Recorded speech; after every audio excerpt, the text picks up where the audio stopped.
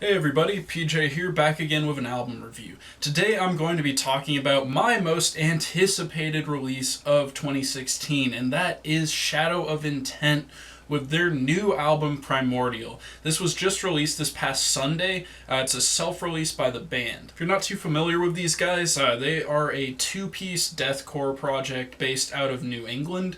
They consist of vocalist Ben Dur and multi-instrumentalist Chris Wiseman, who handles all the guitars as well as programming for the drums, synths, and keys that are heard on this record. Now, stylistically, this band's approach to deathcore is one that involves many elements across the spectrum of what you would normally hear in deathcore. You have very technical elements as well as very progressive elements at times, as well as a heavy use of symphonics. Prior to this album, the band had released an EP, but whenever you ask the guys about it these days, they basically tell you it sucks and not to listen to it and go check out their new album. However, I do quite enjoy their first EP, and I think it's a pretty good listen, worth your time, definitely. Now, I first heard these guys just kind of by accident. I kind of stumbled upon one of their songs. I believe it was The Invoking of the Execution of Worlds. This was the second track they actually released from this disc, the first being The Didact's Will. Now, when I heard The Invoking of the Execution of Worlds, I was absolutely floored. This song had everything I was looking for in a just really solid deathcore project. Just blazing fast guitars, awesome memorable breakdowns, good use of keys as well, and the vocals were just incredible. Great lows, great highs, and they were all done very, very well. After hearing this song, I immediately checked out The Didact's Will. It's a longer track, very different actually from the other one that I just mentioned. And it's a little bit more slow paced at parts, but it's also a very much more complex song in my opinion. But the variation between these two tracks made me really interested in what this band could do with a full-length album project. Now that the album is out, I've got to tell you guys, there is a lot to love about this project. As far as all the instrumentation goes, the vocals are just insanely good. That you have these brutal lows that really remind me of a Nate Johnson type vocalist, and you have these great highs that are really done well and don't get on your nerves at all, as well as some black metal inspired high vocals, which make an appearance on certain parts of certain songs. They're pretty prominent in the song The Twin Revelation, which is track 8. Also in this song, you get Chris doing some clean vocals, and they actually sound pretty decent. They aren't using any sort of vocal enhancement on those cleans to make them sound pretty, which I definitely respect about this band. As well, we do get a vocal feature on the song The Cosmic Inquisitor from Dan Watson, whose band Enterprise Earth I reviewed late last year. He does a great contribution to this song, and The Cosmic Inquisitor as a whole is a phenomenal song. It sounds like something that could be straight off of the debut album from The Faceless. It's that freaking good.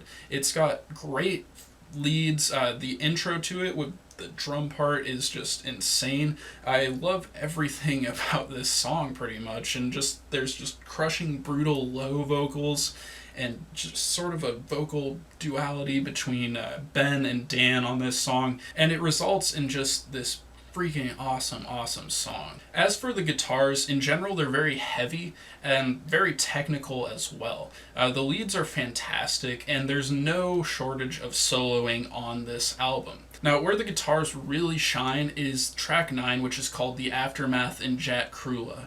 Now, for the most part, this song is instrumental, and the guitars really shine, and you get a bit of neoclassical flourish to them as well. It's a little subtle, and some people just listening to the album casually might not pick up on that, but I thought it sounded really great. And you get this sort of spoken part about 4 minutes into the track. I thought that was really effective, and it ends with just this growl of, "And now we are legion," and just goes into blazing fast guitar soloing, and I just absolutely love that. and it worked really, really well for me. As far as the breakdowns go, while we're talking about guitars, they are extremely varied. You get sort of choppy, like old school Born of Osiris vibes off some tracks. You get some very groovy breakdowns, like in the song The Last Bastion. About halfway through the track, there's this absolutely awesome groovy breakdown that was probably my favorite on the album. You also get some slow, like brooding breakdowns in the last track called The Indexing, which was probably my least favorite part of this album. But anyways, that's a very, very small gripe. As for the bass, it really adds to the overall heaviness of this album, and this album is quite heavy. And if you like heavy deathcore that also has a lot of outside influence as well, you'll definitely love this. It also has some really great fills on the song The Battle of the Magnot Sphere, and I really, really like those fills. They're very short, but they do the job, and it sounds really cool whenever you see the bass getting a little bit of its own time in the spotlight. As for the drums sound very good for being programmed. I didn't find it too noticeable that they weren't real drums, except in a couple occasions where it was very cymbal crash heavy, and sometimes that would sort of not sound too real. But anyways, for the most part, they sound really, really good, and I really enjoyed them. They have like little flourishes here and there, and I felt like their programming was done extremely well. Lastly, as for the use of symphonics and keyboards on this album, I feel like they were done very well. The symphonics on this album are used to create a really cool atmosphere in a lot of places. The first track, The Prelude to Bereavement, uses them in sort of an ambient manner reminiscent of like Rose Funeral, and songs like The Twin Revelation use them when the more black metal styled vocals I talked about are being used, and it creates sort of a like Dimmu Borgir styled sound, which I really enjoyed, and I thought it added to the variety on this record. As for the keys, there are some uses of piano sounding keyboards on the album, and they're used as very, very good flourishes in songs like The Invoking of the Execution of Worlds, as well as other tracks throughout the album. Now, you can tell that I really, really enjoyed this album. Just in general, this album sounds fantastic. The production is very much on point for an independent release. It sounds absolutely heavy and crushing while being very beautiful and technical and progressive at the same time. Now, this is definitely something you do not want to miss out on. I know that these guys have pressed a limited number of CDs. They are digipacks. They look fantastic. I have had mine pre-ordered for a long time now, and I'm really excited to get that.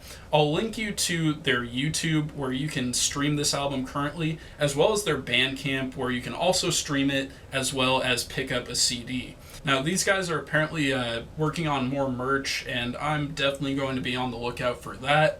Definitely check these guys out. Don't let them pass you by. This is a fantastic record. Now, in my opinion, this is a 9 out of 10 absolute must-listen album. I really, really want you guys to check it out. I definitely think you'll be impressed if you like any sort of like technical metal, or technical death metal, or technical deathcore. I think you'll definitely be impressed by this. Now, if you guys have heard this album, let me know what you thought about it down in the comments, and until next time, keep it metal.